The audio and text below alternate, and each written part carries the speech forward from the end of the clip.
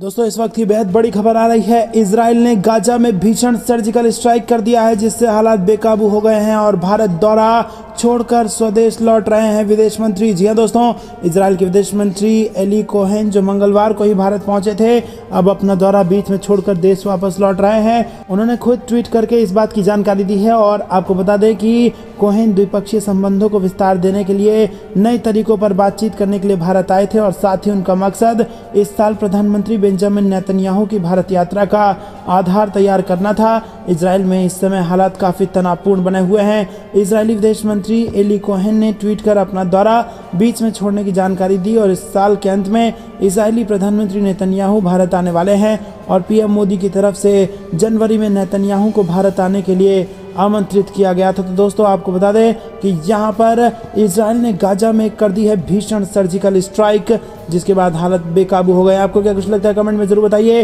और दोस्तों वीडियो को लाइक करके चैनल सब्सक्राइब करना मत भूलिएगा। रुक करते हैं अगली ब्रेकिंग न्यूज की तरफ। एशिया से जुड़ेगी भारत की रेल लाइनें, 4 देशों ने बनाई है इसकी योजना। डोभाल ने संभाला है इसको लेकर मोर्चा। जहां दोस्तों चीन की बादशाहत की उल्टी गिनती अब शुरू हो चुकी है। सऊदी अरब और संयुक्त अरब अमीरात समेत कई खाड़ी देशों में जल्द भारत की बनाई ट्रेनें दौड़ सकती हैं और इस परियोजना को लेकर अमेरिका, भारत, सऊदी अरब और संयुक्त अरब अमीरात के राष्ट्रीय सुरक्षा सलाहकारों के बीच एक बैठक हुई है। बताया जा रहा है कि भारत के राष्ट्रीय सुरक्षा सलाहकार अजीत डोभाल भी इसी बैठक का हिस्सा बनने के लिए सऊदी अरब गए हैं। मीडिया रिपोर्ट्स के अनुसार बैठक में डोभाल दक्षिण एशिया में भारतीय उपमहाद्वीप को पश्चिम एशिया से जोड़ने वाले बड़े क्षेत्र में रेलवे, समुद्री और सड़क संपर्क बनाने के लिए बड़े पैमाने पर संयुक्त परियोजना की व्यापक रूपरेखा पर चर्चा कर सकते हैं। दोस्तों रुक करते हैं अगली ब्रेकिंग न्यूज की तरफ। भाटादूड़िया के पनाहगारों के घर के पास 2 आतंकी ठिकाने ध्वस्त, हैंड ग्रेनेड और नकदी बरामद। जहां दोस्तों आपको बता दें कि पूंछ के मेंढर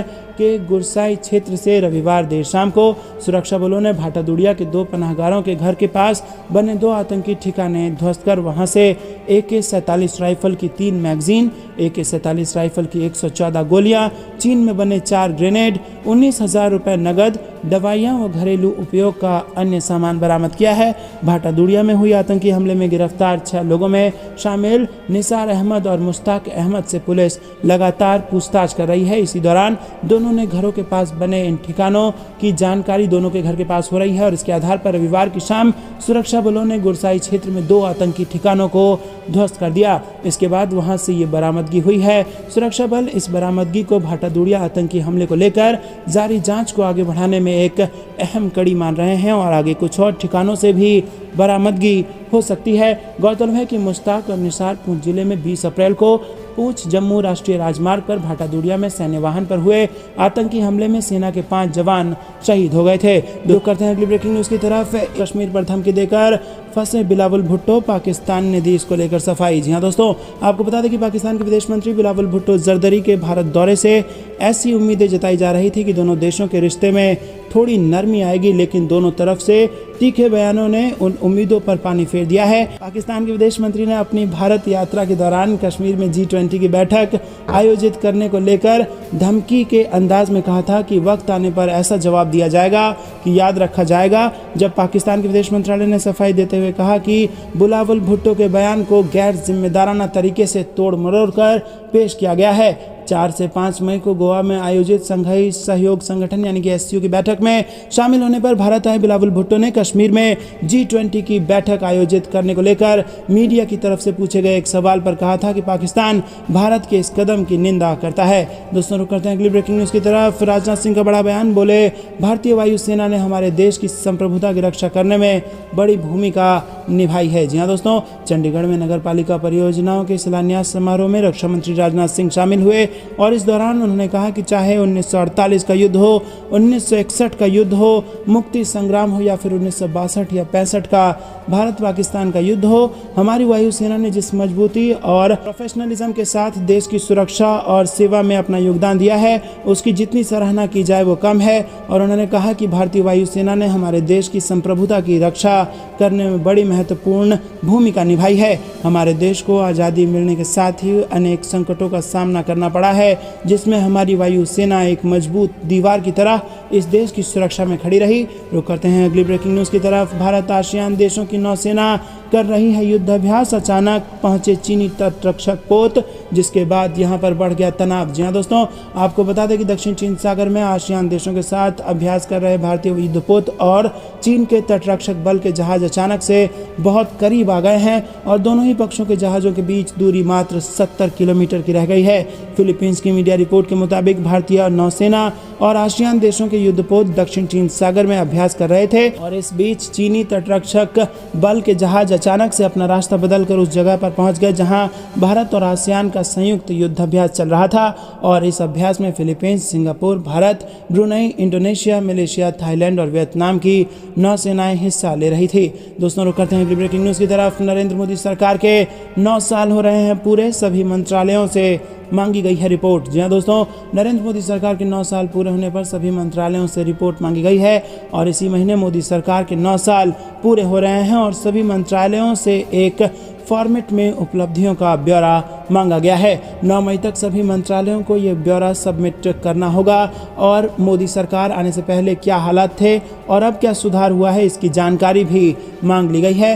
रुक करते हैं अगली ब्रेकिंग न्यूज़ की तरफ। कर्नाटक में बनेगी बीजेपी की पूर्ण बहुमत की सरकार, केंद्रीय मंत्री अमित शाह ने किया है ये बड़ा दावा। जी हां दोस्तों, आपको बता दें कि केंद्रीय गृह मंत्री अमित शाह ने दावा किया है कि कर्नाटक में भाजपा की सरकार बनने जा रही है। केंद्रीय गृह मंत्री ने कहा कि कर्नाटक के सभी क्षेत्रों में मेरा दौरा हुआ और सभी क्षेत्रों में भाजपा के प्रति रुझान, उत्साह और समर्थन गत चुनाव की अपेक्षा में बहुत बढ़ा हुआ है। भाजपा वहां पूर्ण बहुमत के साथ सरकार बनाएगी। कांग्रेस पर हमला करते हुए अमित शाह ने कहा कि 4% मुस्लिम आरक्षण हमारी पार्टी ने ही खत्म किया क्योंकि वो गैर संवैधानिक था और हमारे संविधान में धर्म के आधार पर आरक्षण का कोई प्रावधान नहीं है। कांग्रेस ने तुष्टीकरण की नीति के तहत ये मुस्लिम आरक्षण किया था जिसको हमने हटा दिया और उन्होंने कहा कि मैं इतना ही कहना चाहता हूं कि अगर आप मुस्लिम आरक्षण को 4% से बढ़ाकर 6% करना चाहते हो तो कांग्रेस पार्टी को ये स्पष्ट करना चाहिए कि वो किसका काम करेंगे और वो ओबीसी, एससी, एसटी, लिंगायत या फिर वोका लीगा किसका काम करेंगे, ये कांग्रेस पार्टी को स्पष्ट करना चाहिए।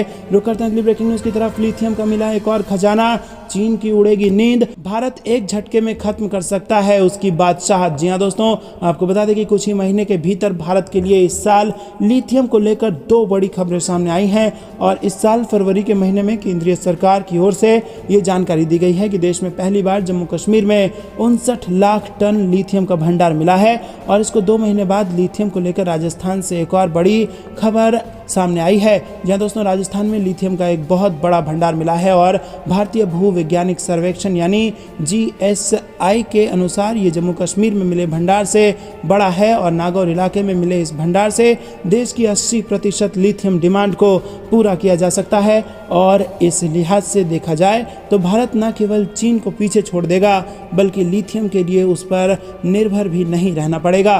दुनिया का सबसे बड़ा लिथियम भंडार वर्तमान समय में बोलीविया में है और इसके बाद दूसरे नंबर पर कई देश आते हैं। बोलीविया के बाद अर्जेंटीना, चिली, चीन, अमेरिका इन देशों का नंबर है। लेकिन अब आपको बता दें दोस्तों कि भारत में भंडार मिला है तो भारत अब लिथियम के मामले में आत्मनिर्भर हो जाएगा। दोस्तों ये थी दिन भर की सारी जरूरी और बड़ी खबरें। अंत तक बने रहने के लिए बहुत बहुत धन्यवाद। जाने से पहले वीडियो को लाइक और चैनल को सब्सक्राइब करके बेल आइकन दबाइए और कमेंट में लिखिए जय हिंद, जय भारत।